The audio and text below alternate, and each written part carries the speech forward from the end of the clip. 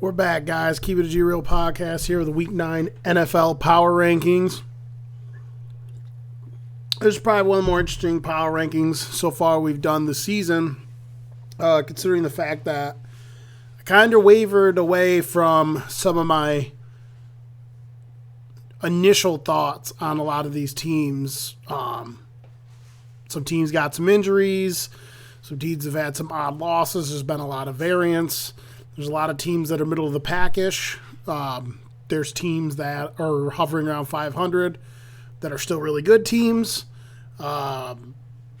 Just a wild season so far. So here we go. Let's get into it. Staying put. Don't have much to say about a lot of these bottom-tier teams. Houston, they're going to be vying for the number one pick.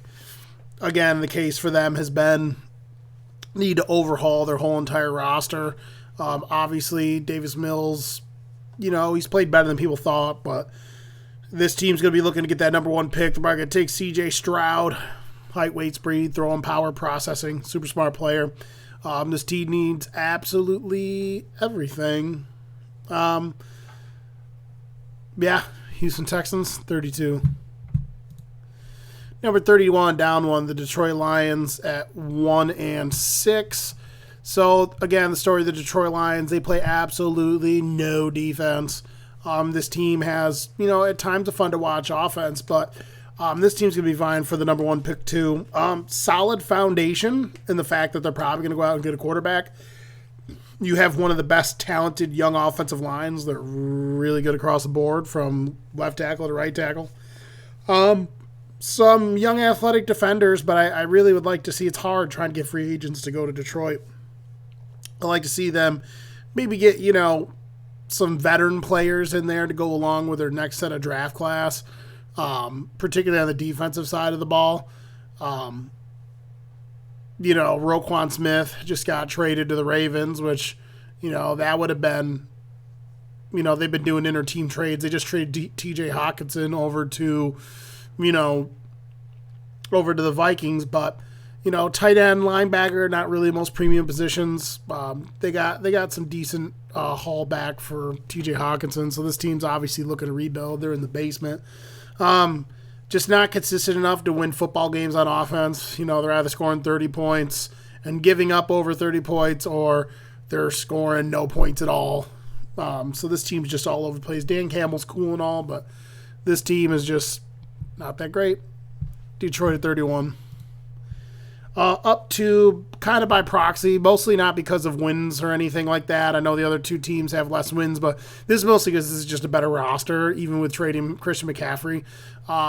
This team's got a lot of solid young pieces, and if the right coach comes in and they get themselves the right player at quarterback and stop screwing quarterback over like they've done for, the entirety of the franchise besides Cam Newton, and even then, when you seen Cam Newton's peak, you thought, they got close, but you thought they would have won a championship. Cam Newton's one of the best, worst players ever. Like, his peaks are really crazy high, and his lows are pretty low. Just never consistent year to year. So they've kind of, for the most part, I've either underachieved or screwed the pooch at quarterback. Let's see if they can get it right next year. There's probably about 5 to 6 pretty good ones. Let's see what Carolina does here. Carolina at 30. Pittsburgh. Pittsburgh is another team that has talent on both sides of the ball. They just traded away Chase Claypool, so a lot of people like Chase Claypool. He has all the physical tools to dominate in the NFL. He's just not polished, not disciplined. Needs to throw it all together. He's not a good route runner. Let's hope that Chicago can, kind of shore some of that route running up and get him to actually be a team player and want to win football instead of caring about himself.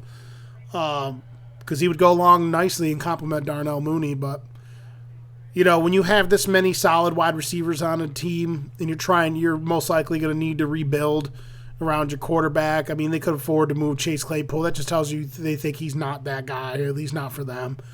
They like what they have in George Pickens. We'll see if Kenny Pickett's the guy. He's definitely better, more accurate than Trubisky is. He's got more upside, more arm talent, more mobile.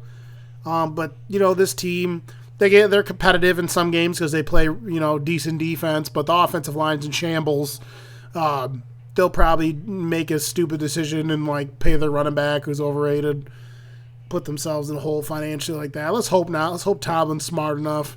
I mean, he's shown that he's evolved his coaching, going to more of a pass-oriented team, or, you could say balance, because they were efficient at running the ball too. But Tomlin's a fantastic coach. I mean, this team's going to be picking early in the draft. I don't think they should fire Mike Tomlin. I think that'd be fucking stupid. If you want to stay around, coach, you keep Mike Tomlin around and coach. He's one of the best coaches in the league. Pittsburgh at 29. Las Vegas Raiders, same thing with the Raiders. A couple of these episodes for these power rankings, I was kind of like, if the Raiders could score a lot of points, maybe they can claw closer to 500 and, give some teams some problems. But this team just can't stay healthy on both sides of the football. They're atrocious on the offensive line, atrocious on defense. I knew this team wasn't going to be that good, but I didn't think it was going to be that bad. I thought they were going to be pretty dynamic, to be honest, offensively. I just seen through all the lies of the media acting like this team could, play good enough defense to be a playoff team again. They didn't play that great enough defense last year as a whole, so when they lost personnel. Raiders 28. New Orleans Saints, another team that has a decently rounded team. Solid offensive line, solid front seven. They actually got solid defensive backs. Defense has been more leaky than you'd want it to with this defensive personnel, but again, same old song and dance. They don't have a quarterback that can push the ball down the field, make the proper plays.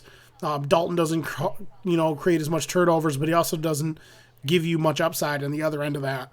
So this team is one of those teams where they're a quarterback from way away from being a lot better, sitting here at 3-5. It's a team that's talented enough, or if they get good enough quarterback play from somebody consistently, they could probably make a push to get back to 500. But again, just another one of these teams that's talented for naught, really. So New Orleans 27. So a lot of people have this team higher, but I just think even though this team is another well-rounded team, I just don't really think they're really all that dynamic anywhere on the football field, really, in any spots or any packages. Whether you talk about offense, special teams, or you break it down further, positional-wise, I don't really think they're that dynamic anywhere. Holes in the offensive line, defense not playing as good as it's supposed to. Not good enough quarterback play, and then on top of that, their star running backs out. It's really hurt this team having them out. Again, this team probably would have been around 500, maybe 10 wins at the most, and maybe punch its way in the playoffs. But this specific team, even at its peak of what everyone thought it would be, is not designed for a postseason run. Everyone likes to lie and act like it's teams like this that are built for postseason runs, and it ends up being the teams that could beat you in all aspects, not just run the football. So, again, people should have learned their lesson when they lost to fucking Jacksonville. Couldn't even make it in. Indianapolis 26. Speaking of Jacksonville Jaguars sitting at 2-6. They got off to a hot start. Trevor Lawrence is playing as a whole lot better, but, he's still a young player. I think he's only like 21, 22 years old. Still out there making, young quarterback mistakes. I think people, freak out when a quarterback doesn't play well right away. I'm a firm believer letting him play for a little bit, especially when this guy is that talented. Needless to say, when you're this talented, you're not going anywhere. I mean, I could see him, him possibly hitting free agency, but in terms of like a team wanting to keep you, they're going to keep him. Going forward, I love the coach. I do like what I've seen at times out of this team, but the roster is just not talented enough. They paid a lot of money for good players, and it definitely upgraded the team, but you can't spend that much money for just good, solid players. You spend as much money as they spend in the offseason, you're expecting to be a playoff team. Luckily, you can make those mistakes when your quarterback's on a rookie contract. Hopefully they can move some pieces around and get the right guys in there. Christian Kirk's played okay, which, in his defense, he got paid, but he's played solid so far. But yeah, they started out hot. Now they've regressed. Jacksonville, 25. 24, the Chicago Bears, 3-5. They're up 2, kind of by proxy. I just think this team plays decently enough on defense and has a weird level of dynamism at times on offense. Like, Justin Fields is pretty good for a second-year quarterback who has nothing to work with. They bring in Chase Claypool. who's going to, bring a certain level of gifted athleticism to this passing attack. It'll take a little bit of ease off Darnell Mooney. I mean, Claypool has shown that he could be a solid 2 or 3 off his athleticism and physical ability alone, getting the ball in space. He's a beast after the catch. So I really think they complement each other well. Hopefully someone can shore up his route running, get him disciplined, and get him focused on the game. It'd be a decent little 1-2 punch, him and Darnell Mooney, freeing him up from double teams. Mooney has a decent skill set, but he doesn't have the skill set that makes it so he can beat double coverage and things like that. If you give him one-on-ones, he can win. He's won the past 2 seasons. So interested to see if this Claypool pickup gives this offense a little bit of a boost. But, with the running ability from Fields and throwing ability from Fields, offensive lines played a little bit better than people expected. They can run the football at times. Well, actually can run the football pretty well. Need to be a little more efficient with it, but, they're not scared to get up there and pound the rock when they need to. This defense, better than people give it credit for. I mean, they're losing Roquan Smith, so that's definitely going to hurt them. Straight up against power runs, Roquan Smith can kind of get washed around a little bit, but in space and in coverage, he's just so good. And when he gets his hands on guys, he's a tackling machine. Interested to see if this helps Buffalo, this Chase Claypool pickup, Chicago 24. Cleveland Browns, even though they got a win off the Bengals, they stay put at 23. One of the better rosters in the league. Can they stay afloat? Can they get to 500? I mean, it's only a handful more weeks until they get Deshaun Watson back, and that instantly elevates this team. I'd have to go look at Cleveland's schedule. I mean, this is one of the better defenses in the league, one of the better offensive lines in the league, one of the best rushing attacks in the league. Mark Cooper's playing really, really well. Some of the backup wide receivers, like the 2s and 3s, they're not playing bad. If Watson comes back, if he's been practicing and he's focused, I mean, who knows if he's actually coming back. But if this team can be 500, week 12 or 13, whatever comes back, that gives them 6 games left to play. Don't sleep on this team being a possible wild card team if things roll well for them. So Cleveland staying put at 23. So this was a surprise to me because, I was so down on them. Yes, they beat 2 teams that weren't that great. But, back to 500. The NFC East is rocking right now. Back to 500. The Washington Commanders out here boot scooting boogie at 4-4. Taylor Heineke came in now, and he's playing pretty solid. Team played a little bit better defensively the past 2 weeks, and obviously they're explosive offensively with their skill positions. Terry McLaurin, John Dotson, Curtis Samuel. I would assume Taylor Heineke's not going to stay consistent. They beat 2 teams that weren't that great. He's always been rocky. But, Commanders right now, past 2 weeks, been a little more competitive. Could there be a little life in the Commanders? I don't know. We'll see. Commanders at 22. 21, sitting at 4-4, down 1. Kind of got pushed down because I just think the teams in front of them are better. Atlanta,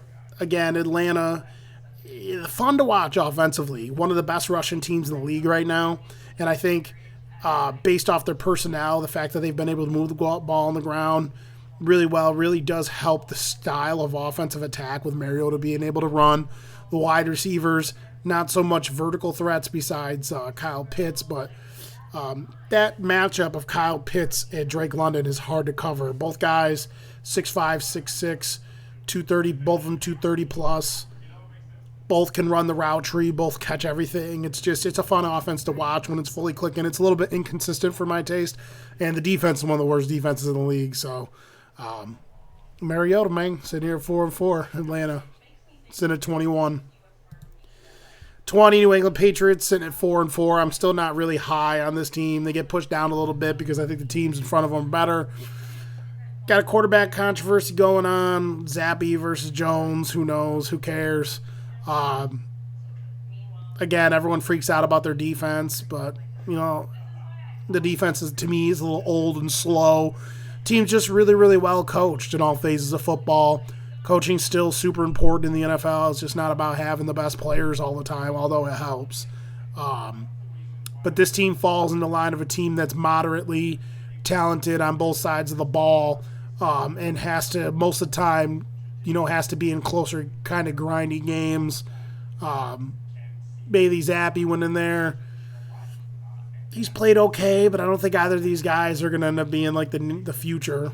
of this football team. So, yeah, New England's they're just a solid football team. They're solid. Sit at number 20. Up to 19, up 6, because I think they're better than all the teams behind them. Are they clawing back? Can they claw back? They're only 3-5. Extra game this year. Denver Broncos sitting at number 19. So the Broncos are one of the more perplexing teams because they are talented on both sides of the ball. They lose Bradley Chubb. I've seen places like put them all the way up closer to 10. I'm not going to go that high. Russ, when he plays the best of his ability, is still really good. Can this offense start clicking? Defense is still going to be really good without Bradley Chubb, as good as he is. I just think when you look at this team on paper, both sides of the ball, it's still a very solid football team, and I think it's better than all the football teams behind it. If they can get Russ cooking, I mean, honestly, like, this Broncos team's been so confusing to me. I have a hard time even breaking them down. Love their defensive personnel. Love their skill position players. Some of them are injured. One's injured out for the whole entire year. They won a game in London. Like, that matters. No one cares. But yeah, I don't got much. I just think that this team still is a very solid football team, and it's going to depend on how Russ goes, and it's going to depend on coaching. You know, they've had a lot of games that they've screwed the pooch with play calling, game management, clock management. Denver at 19. So Arizona's going to sit put at 18. Arizona Cardinals, another one of these odd teams that have talent on both sides of the ball, and they're in flux. This team, is a very sneaky team at times. They can put points up on the board. Now they got DeAndre Hopkins back, and I expect this team soon to, now with D-Hop back and stuff and the defense flying around making plays, I expect this team maybe to creep over 500 sometime here soon. I'm not as bullish on this team is because, to me, I've always thought this team is a young team, and it just lacks the experience, and they're just very inconsistent. They do fly around and make plays on defense, but in total defense, I think they're like 32nd in success rate. I don't know what the number is, and I think they're like 30th in points allowed. So you see some of the flashy plays, some of the athletic guys make plays on this defense, but all in all, this defense is actually one of the worst defenses in the league. They're going to go out here. They're going to score points on people. Kyler Murray's going to do his thing, and we'll just see if this defense can tighten the bolts up here in the second half of the season. If they can't do that, they might not creep back over 500. They still have a shot, in my opinion, to be a playoff team. Arizona 18. Green Bay Packers, sheesh, all the way down to 17. Packers have the inverse issue as a lot of these teams do. They have one of the best offensive lines in the league. They have one of the best rushing attacks in the league. On paper, they have one of the best defenses. Their front seven's gnarly. Their defensive backs are gnarly. They have arguably the best quarterback in the league. But I've never seen a team so deprived of juice through the air. Their weapons through the air just aren't good. They got old-ass Dusty Randall Cobb and a bunch of young kids that can't run routes and don't catch the football. It's going to be wild to see if Aaron can hold this shit together. We've seen quarterbacks as great as him take teams that are struggling or bad teams to the playoffs. Let's see if he could do it here. Some people think Rodgers should have retired. I don't know. I mean, he keeps getting the bag, but I wonder if he kind of just cares at this point in his career about getting the bag. I mean, if we keep it a buck, Tom Brady was taking pay cuts to try to build a better team to win Super Bowls. So when you see guys not willing to do that, kind of questions whether they care about winning or not. But at the same time, it is a job. It is a business. I try not to bag too much on guys on making decisions for themselves in a sport, where business can be ruthless. So Green Bay at 17. Tampa Bay Buccaneers 3-5. Here's another team that is arguably one of the best rosters in the whole entire league. Really good offensive line, but they got injuries. Really good wide receiving core, but they've had injuries. One of the gnarliest front sevens. Guys have been banged up there. They've been banged up in their defensive back core. There's been a couple games where Tom literally has no one to throw the football to, and they just fucking line up and put fucking 1,000 in the box and shit. This team's struggling, mostly because of health issues. I don't want to dig too much and speculate about Tom's, personal life and shit. We don't fucking know him and we're not with him, so anyone that really reads in too much with the reporters and stuff heard he's getting a divorce. I would assume if he's got family issues that doesn't fucking help his focus and shit, but he's still out there trying hard, still fucking slings darts. So don't count this team to come back to in a division that's ass. So Tampa Bay at 16. Similar for this team, for a few different reasons. So Los Angeles Rams at 15. So the Rams obviously have the best D tackle of all time. Got the Cooper of the Cup. They got Matthew Stafford, but this offensive line has just been battered with injuries and not protecting the quarterback. They paid the money for Allen Robinson, and he hasn't fucking shown up. It shouldn't be Where Waldo anymore. It should be Where's Allen or some shit. He's fucking just gone. This team got the Super Bowl last year with the 27th worst rushing attack, but still they can't even run the football if they wanted to. Defensively, they're just not as good as they were last year. They were a deeper team defensively last year. They lost some pieces. Lost Von Bell, who was playing really, really well. Everyone scoffed at that contract. This team is still talented enough on both sides of the ball where they're always going to be in football games. I don't have a real read on where this team's going to end up. I have a sinking feeling they don't make the playoffs. That's my sinking feeling, but Rams 15-3-5. Number 14 down 2, and this is mostly because I think the teams that are all ahead of him either have or could beat them again if they played each other again. Jets sitting at 14, and for me, bottom line, it comes down to the Jets. They have good defensive personnel. They have really good offensive personnel. Underrated offensive line, multitude of running backs that can run, make things happen, a multitude of wide receivers that can get open, run the route tree, the whole nine. They've gotten such good run variance lately that they haven't had to have their young quarterback win football games to them. And when you start playing these teams that are around this position at 14, because there's a few teams behind them that could beat them too, or these teams as we get closer and get into the top 10, you're going to be able to need to play from behind and throw the ball consistently down the football field. If anyone doesn't fucking get with that program, it's just whatever. It drives you nuts. So we're going to get to a couple teams later too that have that issue. If you can't play from behind, and if you can't catch up to these high-powered teams, these high-powered, well-rounded teams that can throw the ball down the field, your ceiling's just not that high when it comes to competing with those teams. Love this team. I'm looking forward to the future. If for whatever reason Wilson doesn't pan out, the Jets should definitely make a push in free agency if Lamar Jackson is free agency. I would love to see Lamar Jackson on this team with the Jets. I doubt it would happen, but Jets at 14. Tennessee Titans. So the Tennessee Titans, like I said on the last episode, they really started to figure out that with this personnel, they have to play more of a balanced attack.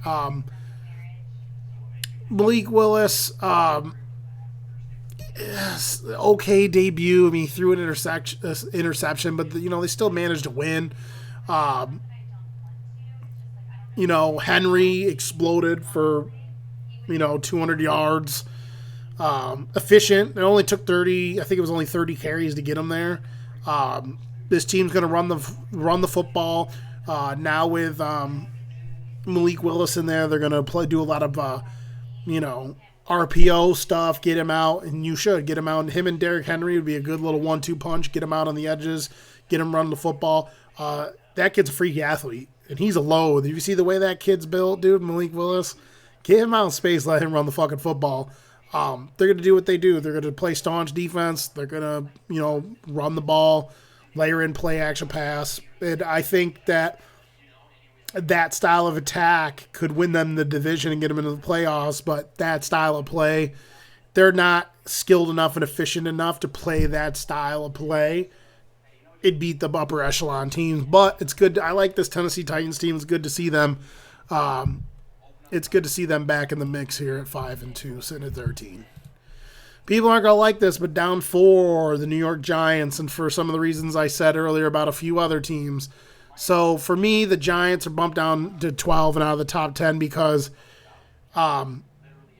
this team is designed to just drag games out, hope they play good enough defense, hope they get efficient enough runs so that Daniel Jones doesn't have to do enough and go out there, win from football games. This team cannot play from behind. This team can't get a lead on teams. And I have some notes here somewhere. Let me find it.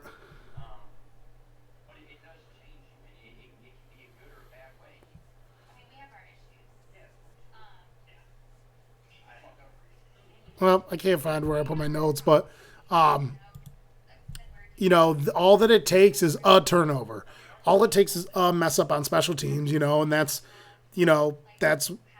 they struggled in all facets of the game against the Seahawks last week.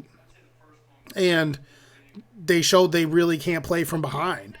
If it wasn't for Graham Gano and the Seahawks dropping a touchdown, the Seahawks would have won by 30 points against this team last week. They couldn't cover, Lockett and DK Metcalf. I know it's a big ask, but when you're sitting at 6-2 like the Giants are, can you confidently roll into a playoff game and cover those dudes? I just think right now I don't think they're built. People think there's a lot of old heads and people that think a team like this is that's built. These teams are built to win football games. A team like this is built to win. A team like this is built to go on playoff runs and make runs at Super Bowls 15, 20 years ago. This type of team is not built to beat these teams in the top 10. Yeah, so they're still one of the better football teams in the league. They've overachieved. And if you go and look at their schedule, I think I have the schedules of all the teams pulled right here. To me, as much as I want to see this team win, because it's when your team is designed like this team, it feels like an underdog story. They don't have the best personnel on both sides of the ball. They don't have the best quarterback, but they're well coached and they're getting the most they can out of these players. But when you look at the teams that they've beaten, they beat the Jaguars, and the Jaguars were knocking on the door. They did beat the Ravens. The Ravens have had trouble giving up leads at the end of games. Packers are fledgling. They beat them. So those are their two best wins. But they beat the Bears. They beat the Panthers. They beat the Titans when they weren't good. I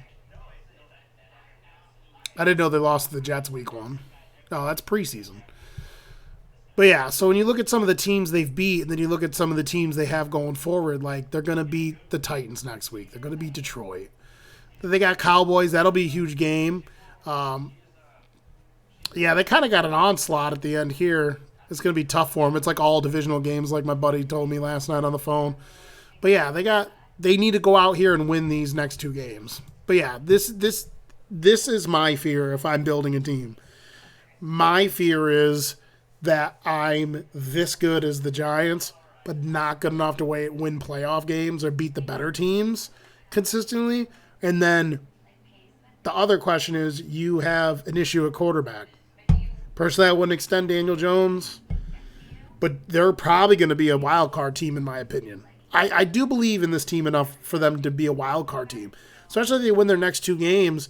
These games against the Cowboys and the Washington and Eagles are going to be competitive. I think this team can win 10 games. But it stinks because it's you're probably not going to get close to Super Bowl. And then what happens? You're going to lure a free agent. You're not getting a high-level quarterback in the draft. Unless, you do your due diligence, you get one late. They're just in a weird spot for me. Again, I'd love to see this team make the playoffs, but I just think it's a similar formula to how the Colts have been, where they're solid on both sides of the ball. They're just too dependent on the run. Can't play from behind. Can't get leads. And I really don't think they have the right quarterback. But all you people out there that don't think this team's going to be a playoff team, I think this team's going to be a playoff team. Giants at 12. 11 out of the top 10, -7. Some people might say -7 is harsh considering the personnel. And I know that they haven't been able to beat the Browns.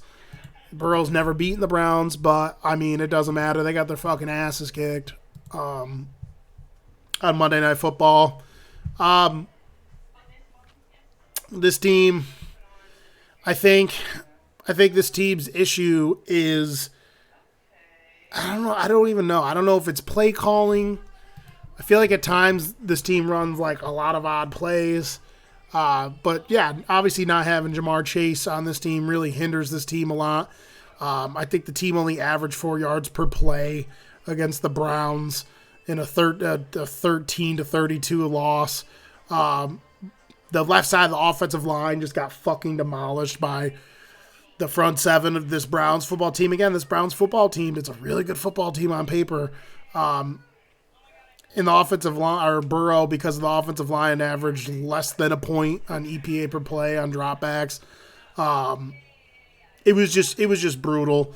The defense broke their streak of not giving up touchdowns in the second half. But this defense is still top 10 defense right now. Going forward, I think we're probably, to these next 2 games, we're playing 2 teams coming up that aren't that great at stopping the run. Probably going to have to do a little better job right now with Chase out, layering in Joe Mixon, and kind of play a little more of a balanced attack. I think with T. Higgins and Tyler Boyd, it's still enough juice through the air where if they do their play calling right,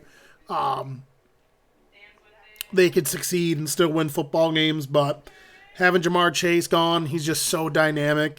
It could just, sometimes the offense against the right team can sputter when you're missing a guy that good. Yeah, I've seen places that still have them in the top 10, but right now, based off last week's performance, if you take last week's performance and the injuries we have now, we're missing Chidobe Awuzie. I think right now, because power rankings is week to week, I think the teams ahead of them are just better. So Cincinnati at 11. Up 1 to 10 by proxy, the Los Angeles Chargers. The Chargers, they have one of the best quarterbacks in the league. I mean, even though Herbert is 19-20 as a starter, supposedly, I think a lot of it has to do with some of the coaching decisions. They have legitimately lost games because of play calling. I still think this team is uber talented on both sides of the ball. They're, I don't know, it's just an odd team. I think on both sides of the ball, they're super talented. When healthy, the front seven's super talented. I don't know how long J.C. Jackson's supposed to be out, but, they still have number 3. We don't speak his name because we don't want him to get hurt. But sitting at 4-3, this team can still make a push once they get Keenan Allen back, once they get some of their players back that they've lost. This team's still playing solid football. Los Angeles Chargers at 10. I don't know why it does that. Number 9, the Seattle Seahawks. So a lot of people probably think it's whack to have the Seahawks in the top 10. With the way they're playing currently, I don't think it's whack to have them in the top 10. Right now, the Renaissance, Geno Smith, they should make the Comeback Player of the Year award, the Geno Smith Award. He's efficient on the ground, through the air. It doesn't matter if it's short, intermediate, boundary, down the field, red zone. He's just been efficient everywhere. I think he's got like an 87 total rating on PFF. He's just been so crazily efficient. They're 7th in EPA per play per drive. Defense has been solid. A lot of young defenders stepping up on this team. I like some of their young DBs. And I got to say, DK Metcalf has come into his own. A guy that really wasn't asked to run the whole entire route tree when he played at Ole Miss. Was asked more to go on drag routes and crossing routes, stretch the field. But he's coming to his own, man. A lot of people got scared off, including myself, on his shuttle time that was slower than Tom Brady's. But I think Pete Carroll and those guys have done a good job putting him in the positions to succeed. Good enough route runner, good enough hands, just a beast after the catch. And, he doesn't even have to make moves after the catch. Guys just can't, tackle him half the time. And they did a good job scheming Tyler Lockett last night. They were doing a lot of cool, waggle route plays where they were lining him up at running back and then flexing him underneath. And he was going in motion and just catching these little dink and dunk underneath routes where they had him matched up on linebackers. Just good play calling coming from Seattle. I don't know if it's Pete Carroll calling those plays. He's normally a defensive coach. But this team has been stout defensively, slowed down a lot of decent offenses, and they just keep putting up points. They scored 37 on someone a week or two ago. But yeah, Seattle's legit right now with Geno Smith playing the way they're playing. The good young running back's playing well. He's just fucking throwing the pill all over the place. This is a solid football team. Seattle Seahawks at 9. So down 8, 4-4, the San Francisco 49ers. So the 49ers, again, I've talked about the 49ers ad nauseum and how much I actually like the 49ers. A lot of people don't like it when people have them at 9-10. Or 9-10, ranked at 8th with 4-4. They got Christian McCaffrey and immediately makes an impact. Throws a touchdown, runs a touchdown, catches a touchdown. They took the Rams out 31-14. McCaffrey played on like almost 90% of the team's snaps. He's just built for that offense. And that's definitely going to make Garoppolo's job a lot easier. Everyone on this team, for me, I love this system because it touches on something I've always said. I've said with the new rules, and not even the new rules, I've always thought the best skill players are guys that are fantastic. When you get them out in space, you get one-on-ones on guys. You have to go win one-on-one. When you look at these players that are on this team, Christian McCaffrey, George Kittle, Brandon Ayuk, Deebo Samuel, even Kyle Juszczyk, all those guys can win one-on-ones. They're great at running the ball. They're agile. They catch everything. They're explosive. And all these dudes can fucking block. They lead the league in offensive. They lead the lead in most yards after the catch right now in the NFL at almost 7. And of course, again, you want to talk about a system that's quarterback friendly and make it so you don't have to have a good quarterback to win. This is one of the only systems where it truly is possible. Jimmy Garoppolo has the highest like EPA per play or some shit on short yardage throws, but he ranks more in the back half in terms of EPA per play on yards beyond or throws beyond 10 yards or some shit. He's just not that great in the middle or down the field, but he's accurate enough.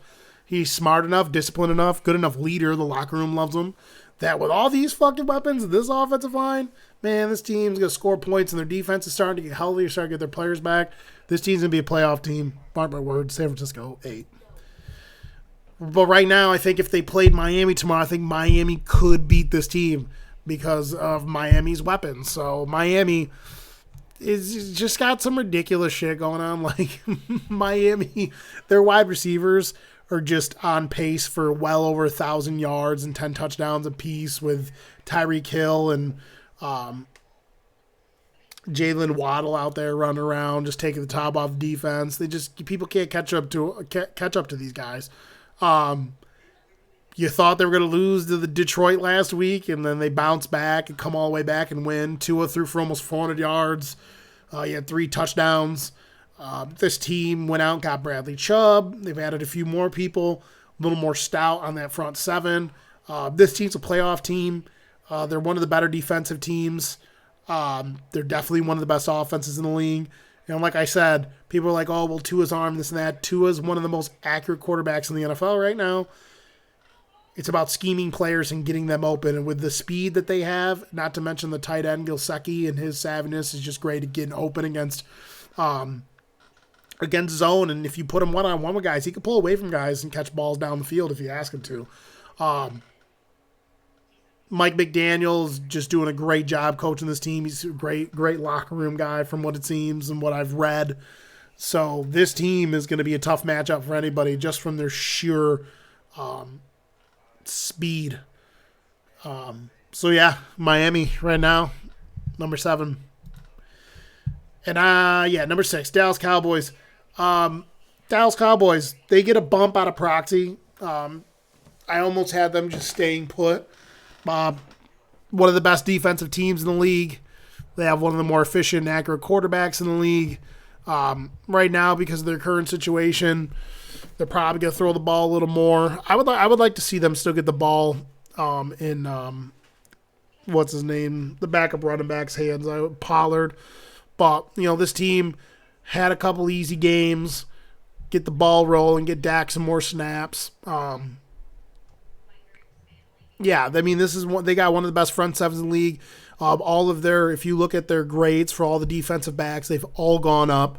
They're just playing really good football, and they still have the ability to take the ball away. They're still getting turnovers. There's rumors they'll go out and get Odell, but I'm not really sure about that. I mean, I think that'd be funny. But yeah, so now a couple games with Gallup. Hopefully he gets up to snuff and gets healthy. And this team's going to be off to the races. This team's another team's going to be a playoff team. And this team, when it plays the best ability, does have the formula to do a little bit of everything. They can throw the ball down the field, in the middle of the field. They can play from behind. They can get leads. They can run the football if they decide to. And they just got a gnarly defense. So, Dallas is 6. Number 5, the Minnesota Vikings. So, the Minnesota Vikings, 6-1. I mean, the Minnesota Vikings is such a great surprise. I thought they could win the division. I told my buddy Anton that. But I didn't expect them to be this good. Again, like I've been saying, there's 2 issues. Defense needs to tighten up the bolts. Kirk Cousins needs to be better in prime-time games. I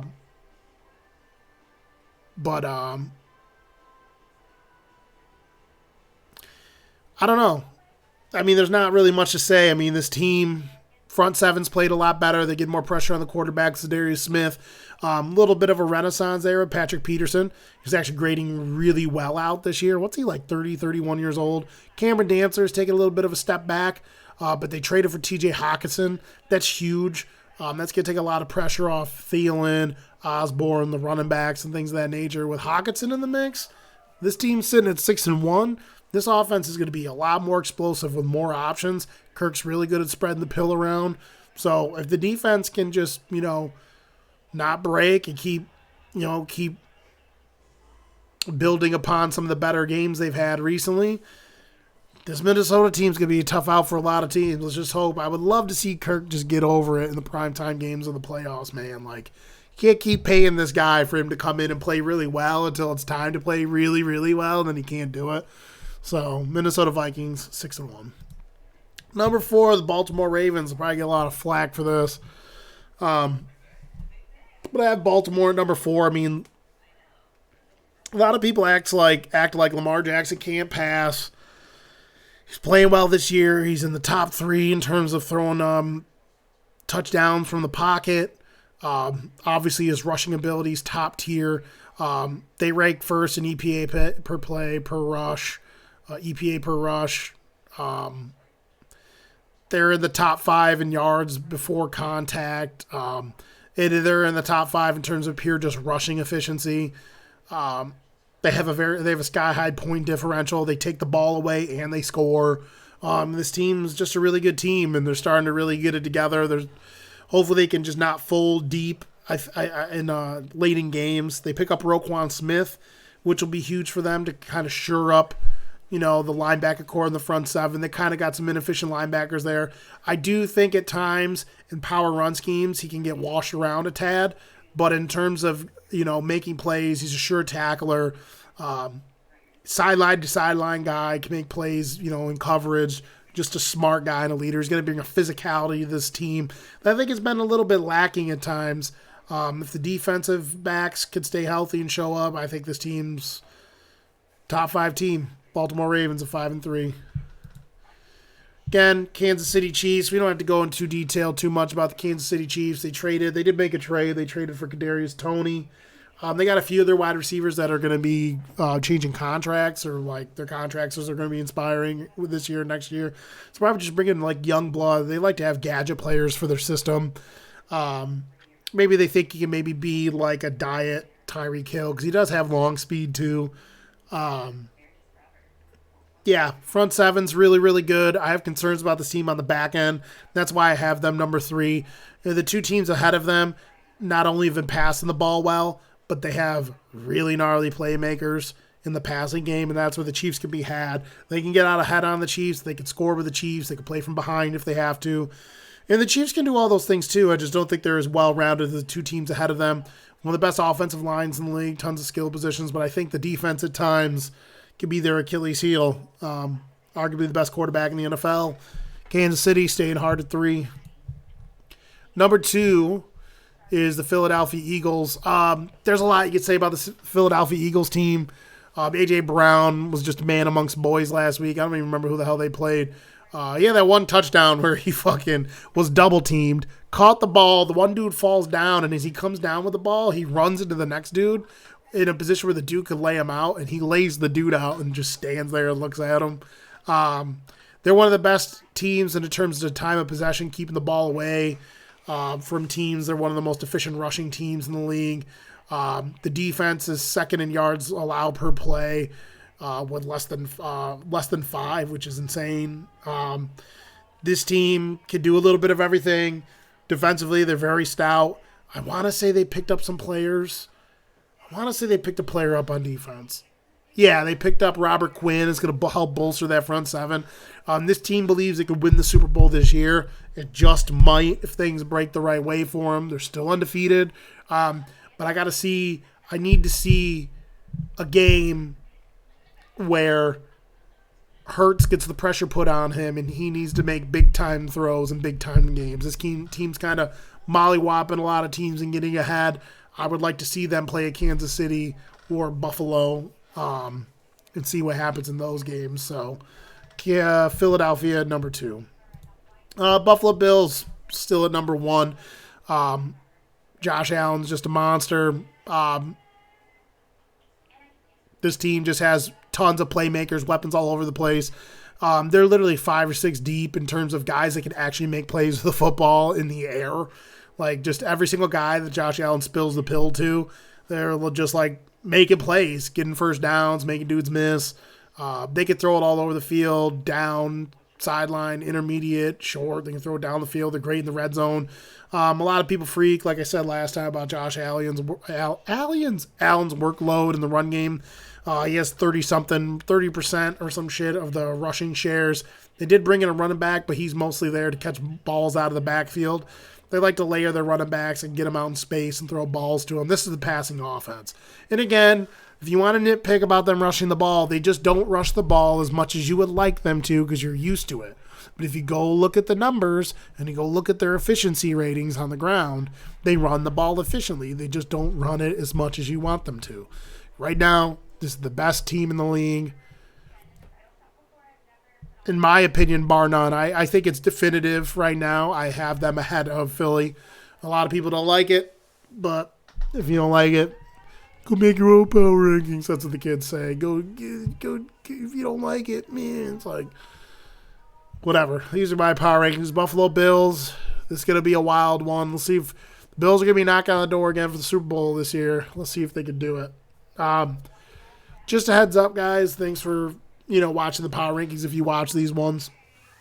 We're going to be doing a podcast next weekend. Hopefully I can get all the guys on. I've been asking them for a couple weeks now to try to get everyone on the same page so we can have like a half-year meet and talk about the state of the season, teams that we think could, make playoff pushes. We can talk about the states of teams that are in the basement, what we'd like to see them do. And we could just hash out what our predictions are, what teams surprise us, talk about what players should win specific awards, who should be coach of the year, things of that nature. So we're shooting for next Friday or next Saturday. I'm going to try to get everyone on the same page and get everyone in so they can stake their claim on what their team's going to do. Until then, you guys can watch me. I'll be playing Call of Duty on the stream. Call of Duty is not that great so far. Not a lot of content in it, but I'm going to put in a little work, grind some of my guns out, and get ready for that new Warzone, whenever the hell that comes out. So you guys can find me there. The link to my Twitch will be in the description. It's the same as my YouTube handle, Mr_Nasty Time. It's actually not on Twitch. I'm streaming on YouTube now, so I apologize about that. I'm just used to saying Twitch. Mr_Nasty Time on here and, on the stream. That's what I play under. If you guys like the power rankings, like, comment, subscribe. Let me know what you guys think. Later.